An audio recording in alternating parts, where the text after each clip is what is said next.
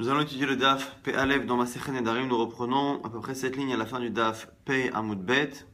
Veramed et Rabbi Yossi, on va trouver une contradiction entre deux enseignements de Rabbi Yossi. L'enseignement chez nous dans la Mishnah qui a l'air de dire finalement, selon Rabbi Yossi, le fait de ne pas se laver n'est pas considéré comme un inouï. Donc une femme qui fait un éder de ne pas se doucher, ou qui jure de ne pas se doucher, eh bien, on ne considère pas ici qu'il y a un inouï nefesh au point que le mari peut annuler le neder. Donc la Gemara nous dit, Rabbi Yossi, on va objecter par une contradiction entre deux enseignements de Rabbi Yossi. Donc chez nous, qui dit que le fait de ne pas prendre une douche, c'est pas considéré comme un nefesh, comme une souffrance. Maintenant il y a une braïta. Mayan shebne ha'ir. S'il y a maintenant une source qui part d'une ville et qui va à une autre. Hay'en ve hayaherim.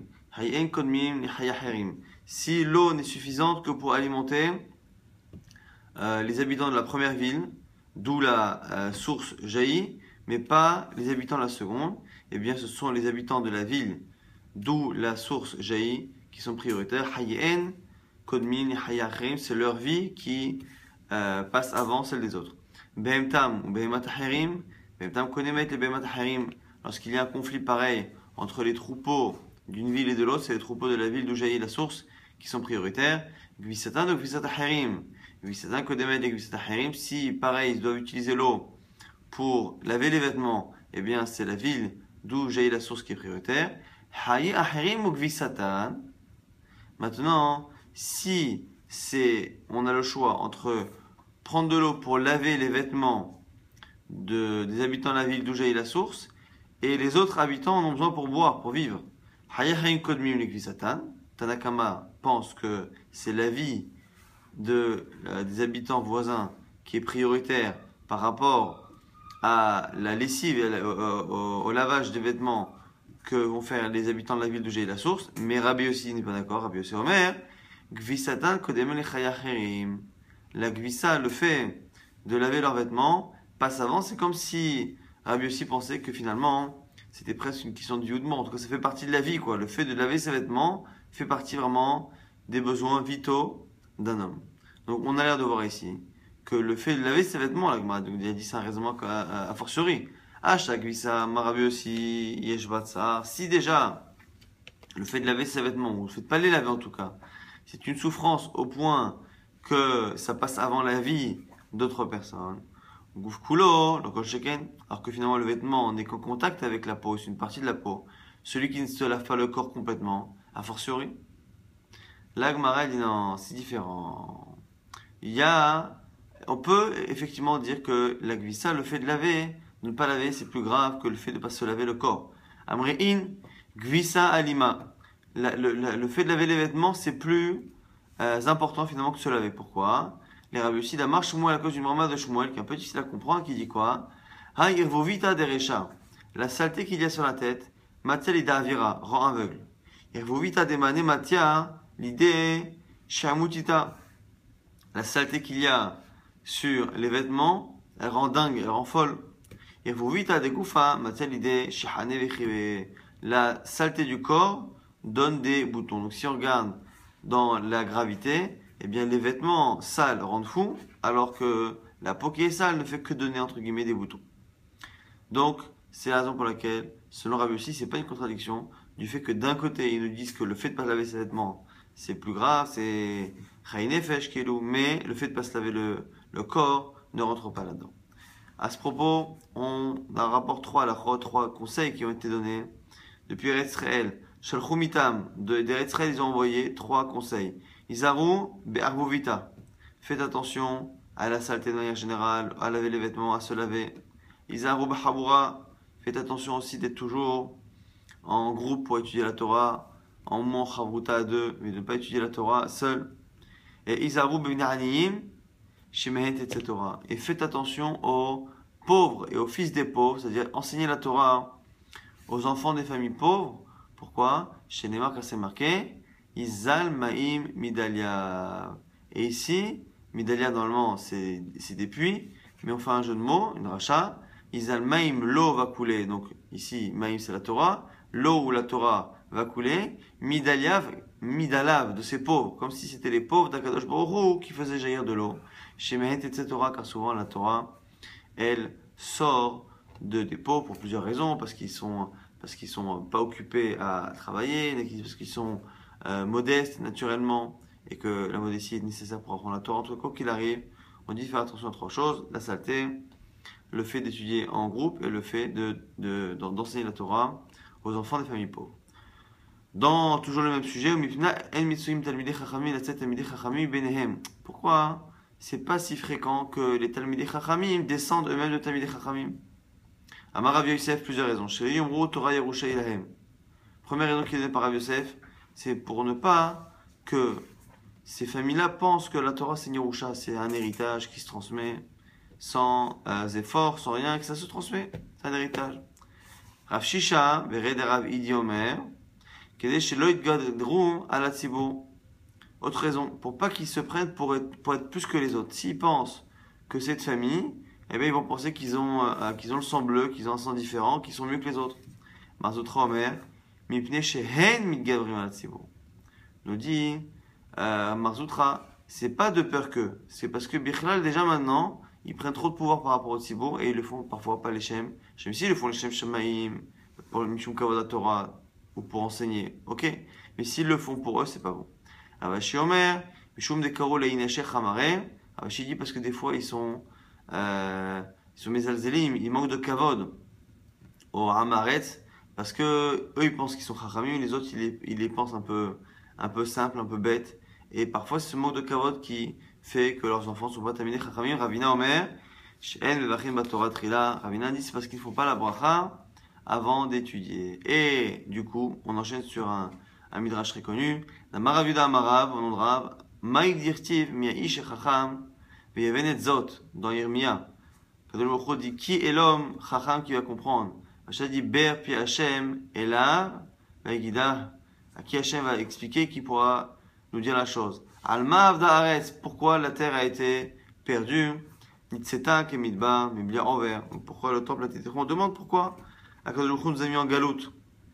Davarzen Nish'ala la Chachamim, Vela Neviim, c'est le sens du pasuk, c'est qu'on a posé la question pourquoi on a été mis en galoute, on a demandé aux Chachamim, on a demandé aux prophètes, Velo Pirshua, personne n'a su expliquer, Hachi Pirshua, Akadosh Baruch Hu, Veras Moshe, que ce soit Akadosh Baruch Hu, qu'il le dise lui-même, qu'il explique dans le pasuk qui suit, Dirti, Vayomer Hashem, alors Ozam et Torati, parce qu'ils ont abandonné ma Torah, et ainsi de suite, à la fin dit quoi? Velo Shama'o Bekoli, qui n'ont pas écouté ma voix, Velo al-Khuba, et qui n'ont pas été dans ces chemins. Agma dit Velo Shama'o Bekoli, Aïnolo al-Khuba, quelle est la différence entre le fait d'écouter la Torah ou d'aller dans ces chemins? C'est la même chose. Amarav Amarav, Shenevachim Batorah Trila, c'est quoi qui n'ont pas été dans les chemins? C'est qu'ils n'ont pas béni avant. Ici, bon, il y a beaucoup dans les commentaires, beaucoup d'explications pour comprendre exactement c'est quoi l'idée. Il y en a qui disent que vraiment ils ne faisaient pas la bracha, il y en a qui disent qu'ils la faisaient, mais que l'essentiel ici, c'est qu'ils n'avaient pas forcément de grande estime pour l'étude qu'ils faisaient. Ils ne le faisaient peut-être pas avec la bonne kavana, avec la bonne intention. C'est la raison pour laquelle on considère que c'est comme s'ils n'avaient pas fait de bracha. Hein. Avant quoi qu'il arrive, il y avait un chisaron, un manque dans l'étude de la Torah. Même si c'était une génération qui étudiait beaucoup, il y avait un manque que ici on appelle le fait de ne pas faire de bracha avant. On revient à notre marloquette Rabbi Yossi et Rabbanan. Ici, Ba Yehuda lo ata le metifta de Rabbi Yossi tlatayome. Ici, Ba Yehuda n'est pas parti au bétaminage de Rabbi Yossi, qui est dans la Mishnah, pendant 3 jours. Ashkeche vardimus be Rabbi Yossi. Vardimus faisait Rabbi Yossi, il a trouvé. Il a dit Amale, Maïtama, Lotima, le Midrasha de Abba, tlatayome, pourquoi tu n'es pas venu au bétaminage de mon père depuis 3 jours? Amale, qui t'a amené d'Abouk lo yadana echaitai. Il dit parce que ce que ton père a dit, je ne le comprends pas. Amale, Leimamar, Maïka Amale, dit Maïdana Tame, dis-moi ce que mon père a dit et que tu n'as pas compris, peut-être que je t'expliquais. Amale, Hadetania, Rabbi Yossi Omer, Gvisatan, Kodemen Echaya Herim, Kramenalan. Alors, il dit, mais je comprends pas. Ton père a dit, c'est la fameuse braïta qu'on a étudiée tout à l'heure, il a dit que lorsqu'on a 2 villes, une d'où jaillit une source et l'autre qui ne peut qu'en profiter plus tard, eh bien, s'il y a un conflit, c'est la ville d'où jaillit la source qui a priorité pour utiliser l'eau pour laver ses vêtements par rapport à l'autre ville qui n'a pas de quoi boire. Il dit, mais je comprends pas, comment il peut apprendre un truc pareil si ce n'est avec un verset? Sur quel verset se base-t-il? Kramenalan, Amale, Dirti, ou Mikreshem, Yuli Bemtam, Elichusham, ou Chol Hayatam. C'est un verset dans le Bamidbar qui parle du fait que comme les Lévi'im n'ont pas de part réel en Eretz Israël, et bien chaque tribu avait l'obligation de leur créer des sortes de morceaux de ville dans lesquels ils vont s'installer. Et on dit que ces migrés Shehem là, ils seront pourquoi? L'Ivehem Tam pour leurs troupeaux, entre autres, ou le Richusham, et pour le peuple, ou le Chol Hayatam, et tous les biens, ou Chol Hayatam, et tout ce qu'on appelle Haya. Alors Haya ici, donc moi c'est quoi Haya? Moi Hayatan. Il est Haya, si tu dis Haya, c'est au sens propre, c'est les animaux. Alors Haya Bichlal Be'emahi. Ici, Haya, ce type d'animaux, est inclus dans le sens global de Behemtam, du troupeau des animaux qui sont marqués dans le début du verset. Donc c'est déjà écrit Behemtam, donc Hayatam ça sert à rien. Et là, Hayatam, c'est quoi Hayatam? Hayutam, Hayutam Amash, le fait de vivre. La Gemara dit, putain, c'est évident que ces villes-là, elles ne sont pas faites que pour les animaux et les biens et ainsi de suite. Évidemment que c'est Hayutam pour y vivre. Alors quoi? Haya, ici, ça peut être quoi ici? Hayatam, Hayatam, ça peut pas être les animaux. Ça peut pas être la vie, parce qu'on sait très bien que c'est pour y vivre. Alors c'est quoi hein? Et la lablikvisa, c'est autre chose qu'on appelle la vie. C'est quoi? Ben c'est pas élimination, c'est forcément le fait de laver ses vêtements. Des haikatsara, des rebovita, car il y a une souffrance de ne pas laver ses vêtements. Donc ici, c'est comme ça qu'on a trouvé une preuve dans la Torah, plus ou moins, selon Rabbi Yossi, pour expliquer que le fait de laver ses vêtements était prioritaire par rapport au fait de donner à boire à d'autres personnes, puisque c'est considéré vraiment comme un besoin vital. On a dit dans la Mishnah que, par exemple, le fait de ne pas se laver ou ne pas se doucher, selon Tanakama, c'est Inouï Nefesh, une souffrance pour la femme et donc l'homme peut annuler. Selon Rabbi Yossi, c'est pas Inouï Nefesh. Donc on aurait pensé que le mari ne peut pas annuler. Amar Rabbi Yossi, En Elo Nidre Inouï Nefesh. On a dit que c'est pas Inouï Nefesh. On a pose une question, il va aller où? Les Rabbi Yossi Maouchi Afem Mishum Dvarim Shebeno Lebena. Est-ce que le mari, selon Rabbi Yossi, peut tout de même annuler? Alors non pas évidemment Mishum Inouï Nefesh, que selon lui c'est pas une souffrance. Mais même si c'est pas Inouï Nefesh, il pourrait peut-être annuler Mishum Dvarim Shebeno Lebena, car c'est une chose qui le dérange lui. On a dit que même si c'est pas une souffrance pour la femme, eh bien il y a une possibilité pour le mari d'annuler lorsqu'il est dérangé par la chose. Beno Lebena, ça crée une situation qui est dérangeante pour le mari, pour le Shalom Bayit, eh bien il peut l'annuler. C'est la question de la Gemara. La Gemara va essayer de répondre Tashma avec une Mishnah. Amar Rabbi Yossi, Enelo Nidre Inouï Nefesh. Le fait que la Mishnah ait dit ça n'est pas Inouï Nefesh. Il n'a pas dit il ne peut pas les annuler. Il a dit c'est pas Inouï Nefesh. Qu'est-ce qu'on déduit? De là tu vois que c'est pas Inouï Nefesh, mais c'est autre chose. C'est quoi? Donc c'est Beno Lebena. Donc la Gemara a trouvé un diouk, une déduction, du fait qu'on n'ait pas dit que Rabbi Yossi Oser, Rabbi Yossi interdit, ou Rabbi Yossi dit que le Yafer il ne peut pas annuler. Il a juste dit non, c'est pas Inouï Nefesh. Moi je sais que c'est pas Inouï Nefesh, là-dessus je suis pas d'accord, mais c'est autre chose qui peut faire que ça s'annule. La Gemara dit non, c'est pas évident comme déduction. Dit le dit Hokama Léo. Les dit le Dvarim Shebeino Lebena lo Avian. Les dit Trudam Rito Avian Nidre Inouï Nefesh. Odoli de Enelo Nidre Inouï Nefesh. Peut-être que non. La Gemara dit c'est pas évident. Peut-être que Rabbi Yossi lui-même il pense que c'est ni Inouï Nefesh, ni souffrance, ni même quelque chose qui est Beno Lebena.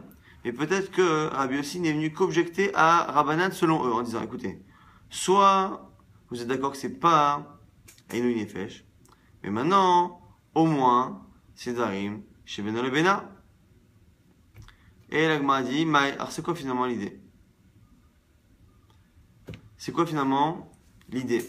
Est-ce que réellement, Rabbi Yossi, lorsqu'il a l'air de dire que c'est pas Inouï Nefesh, et qu'il a l'air de sous-entendre que par contre c'est Beno Lebena, c'est quelque chose qui les concerne tous les deux, est-ce qu'il le dit pour lui ou est-ce qu'il ne le dit que pour Tanakama Chachamim, en disant écoutez, je veux bien croire qu'il annule, mais pas Mishum Inouï Nefesh, au moins Mishum Darim chez Beno Lebena. Là on a une marloquette. Rabat Bar Ava Omer Mefer, Ravuna Omer In Mefer. Donc on a une marloquette selon Rabbi Yossi. Selon Rabbi Yossi, est-ce qu'il peut annuler ou pas? Selon Rabat Bar Ava, il peut annuler Mishum, que c'est quelque chose qui les concerne tous les deux. Et Ravuna Omer, El Mefer, il ne peut pas, donc on a une marloquette. Est-ce que Rabbi Yossi lui-même pense que c'est Beno Lebena ou pas? Pourquoi ici il ne peut pas annuler? Chez l'homme Atsinu Shual, chez Met Be'afar Pir. Car on n'a jamais vu un Shual, donc un renard, qui est mort avec la poussière qu'il a tout le temps autour de lui. Ce qui veut dire ici, il y a un moment donné où, comme c'est sa femme, eh bien, même si sa femme, à un moment donné, elle ne va pas se maquiller ou se laver, eh bien, ça ne va pas, entre guillemets, le tuer parce qu'il est habitué. Exactement comme un animal qui n'est pas tué par la poussière ou qui n'est pas dérangé par quelque chose qu'il a l'habitude de connaître. Tout ce qui est, ici, c'est une métaphore pour dire que finalement, une chose avec laquelle on a vécu, un homme qui vit avec une femme, qui la connaît, et donc, même si cette femme-là ne se lave pas tout le temps ou ne se maquille pas tout le temps, eh bien, ça va moins déranger que quelqu'un d'extérieur. Donc, c'est les deux possibilités. Est-ce que Rabbi aussi pense que c'est Beno et Bena ou pas? Tania qui va t'aider Ravada Balagma va dire qu'il y a une braïta qui penche comme le premier avis, c'est-à-dire que Rabbi aussi aurait l'air de dire que ça dérange un homme qu'une femme ne se lave pas. Même si ça dérange, c'est pas une souffrance pour la femme, ça dérange assez l'homme pour qu'il puisse annuler. D'où on apprend une Tosefta. Si une femme a fait un éder, et que ce néder-là, c'est Dvarim Sheesh Baem Enu Nefesh, c'est un néder qui l'a fait souffrir, eh bien le mari peut annuler, mais faire Bein Beno le Bena, Bein Bena le Benacharim. Que le vœu le concerne lui ou que le vœu concerne quelqu'un d'autre. Shehen Bain Enu Nefesh, si la femme ne souffre pas de ce vœu, Beno le Bena faire, il peut annuler le vœu que si le vœu lui fait des problèmes avec elle, le dérange. Beino le Benacharim, si le vœu concerne un tiers, et non me faire, il ne peut pas. Exemple, Ketzad. Amra Konam Perot Alay. Si elle fait un édat de ne pas consommer de fruits, un résumé faire. Elle souffre, donc il peut l'annuler. Konam Sheini Osa, les fiaba, les fiahicha, les fiavicha, les fiachi. Une femme qui fait un éder et qui dit je fais le éder de ne pas servir à manger à mon père, à ton père, à mon frère, à ton frère. Et dans ces cas-là,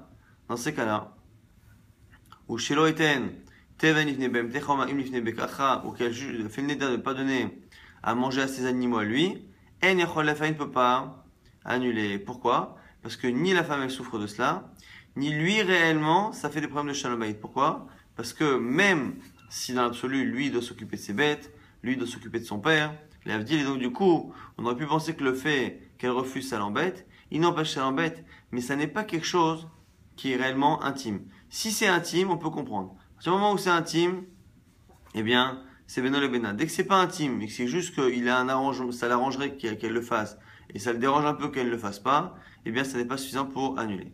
Chez le Ekrol, Veshelo Efkos, si elle jure de ne pas se maquiller les yeux, et Efkos, c'est le fait de se maquiller le visage et faire en sorte que le maquillage, le visage rougisse pour avoir un bon teint, le Shoresh Shemesh Mitati, ou qu'elle fait le néder de ne pas avoir de relation avec lui, il y a à faire, il peut annuler. À cause de ces choses-là qui sont liées à l'intimité. On continue la suite. Si elle jure de ne pas lui faire son lit, de ne pas lui servir de vin, de ne pas lui couper le vin, comme il faisait à l'époque, qu'elle ne lui lave pas le visage de pied et les mains, et il n'y a même pas besoin d'annuler. Pourquoi? Parce qu'on dit ici que ce sont les trois choses qu'une femme doit faire à son mari, même si elle a des servantes. Il y a beaucoup de choses, on a parlé dans Masechet Ketubot, toutes les obligations d'une femme sont liées en fait à la possibilité d'être faites par quelqu'un d'autre. Si elle a des femmes de ménage, elle n'est pas obligée. Trois choses que les Chachamim ont demandé à la femme de faire, toujours quoi qu'il arrive, pour que justement cette femme soit appréciée, aimée de son mari. Et ce sont ces trois choses-là. Donc ces trois choses-là, comme elle est engagée, elle ne peut pas s'en désengager à cause d'un éder. Rabban Gamliel Omer, Yafer, Shenema, Lo, Yachel Devro. Rabban Gamliel dit que même ces derniers cas-là qu'on a cités, le fait de lui faire le lit, le fait de lui servir du vin, le fait de lui laver pieds, mains, visage, eh bien même s'il n'y a pas de néder, eh bien il faut tout de même le faire annuler. Pourquoi? Shenema, Lo, Yachel Devro, car il dit, c'est marqué dans le pasuk, il ne faut pas profaner sa parole. Et de là, Rabban Gamliel vient nous dire que même lorsqu'il n'y a pas de néder au sens halachique du terme, au sens strict, eh bien, il y a un principe de ne pas profaner sa parole, de ne pas contredire sa parole. D'abord, autre chose sur le Echel Devaro, le Echel Devaro, Mikel Echam, Shen Matière Nidri Ratsum, de là on apprend que le Yachel, le Chacham, qui peut être Mechel, qui peut annuler les vœux des autres, le Echel Devaro, les siennes, son éder, il ne peut pas l'annuler. Donc on continue maintenant à déduire finalement ce qu'on a dit. On a dit, on a une preuve ici, de cette braïta, que selon Rabbi Yossi, eh bien, tout ce qui est maquillage et lavage, eh bien, c'est pas annulable, parce que Michoum souffrance, c'est pas une souffrance de la femme, mais c'est oui quelque chose qui dérange l'homme, dont on l'apprend. Match Amrinan Deama qui est celui-là dans la Braïta qu'on a cité, qui a dit que si la femme s'engage à ne pas se maquiller soit les yeux, soit le visage, eh bien, du coup, il peut annuler. Qui a dit que c'est Dvarim chez Beno Lebena? Qui a dit que c'est quelque chose qui concerne l'homme et la femme? C'est ce qui a marqué ici dans la Braïta. On dit que c'est quelque chose qui dérange l'homme. On va dire Rabbi aussi. C'est Rabbi aussi. Katane des Mefem Mishon Dvarim chez Beno Lebena. Donc j'ai dit que c'est Rabbi aussi. Pourquoi? Parce que si c'est Chachamim Bichlal, ça s'appelle Aïnou Nefesh. Et donc si c'est Aïnou Nefesh, c'est mieux de dire qu'il l'annule Mishon Aïnou Nefesh, qu'on l'a dit il y a quelques jours, que Aïnou Nefesh, c'est fait souffrir la femme, l'annulation elle est définitive. Alors que si c'est Beno Lebena, eh bien, il ne l'annule que tant qu'elle n'est pas remariée un jour avec quelqu'un d'autre. Donc, du coup, forcément par élimination, c'est Rabbi aussi. Donc, on voit que Rabbi aussi pense que le fait de ne pas se maquiller, c'est bien quelque chose qui dérange l'homme. On revient sur la Braïta. À Marmar, Shelo Yeshamesh Mitati, lorsque la femme s'engage à ne pas avoir de relation avec lui. Il peut annuler parce que ça le dérange. La Gemara dit, de quel neder parle-t-on? Il est Madame Rana Tashmishi, Alecha Lamali Afara, Amishou Abedetle. Si elle fait le neder, elle, de ne pas profiter, enfin, elle fait le neder exactement, de ne pas profiter de lui interdire à lui en tout cas, de lui interdire à lui cette relation. Donc elle crée sur lui l'interdit de profiter de sa relation. La Gemara dit c'est pas possible, elle est Mishou Abedet, elle est engagée, elle ne peut pas créer un neder qui est en contradiction avec l'engagement qu'elle a de donner. Elle se doit de se donner entre guillemets à son mari, elle ne peut pas en même temps, ce qu'elle doit lui donner, elle ne peut pas l'interdire. Donc elle ne peut pas interdire quelque chose qui appartient entre guillemets à son mari. Et là, c'est l'inverse. Ce qu'elle peut faire par contre, c'est elle s'interdire le profit de la relation. Donc comme elle s'interdit le profit de la relation, eh bien on est bloqué. Pourquoi? Car qu'il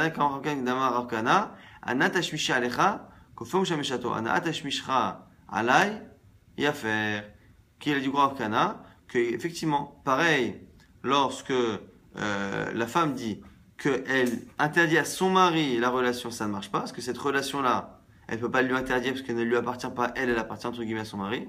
Par contre, la relation que son mari lui donne, se l'interdire à elle, elle peut. Et du coup, on ne peut pas, on est en contradiction avec un problème. Elle doit techniquement donner à son mari, mais d'un autre côté, comme quand elle donne à son mari une relation, elle reçoit elle aussi une relation qu'elle ne peut pas justement consommer parce qu'elle a fait un éder, eh bien, il faut annuler chez El Machinim et Adam de Vara Solo. Car même pour faire une mitzvah, eh bien, on ne peut pas lui donner à manger quelque chose d'interdit. Ce qui veut dire ici que même si cette femme a l'obligation d'être disponible pour son mari et qu'elle fait une mitzvah à ce moment-là, le problème c'est qu'au même moment, elle reçoit et ce profit-là est interdit à cause d'une éder.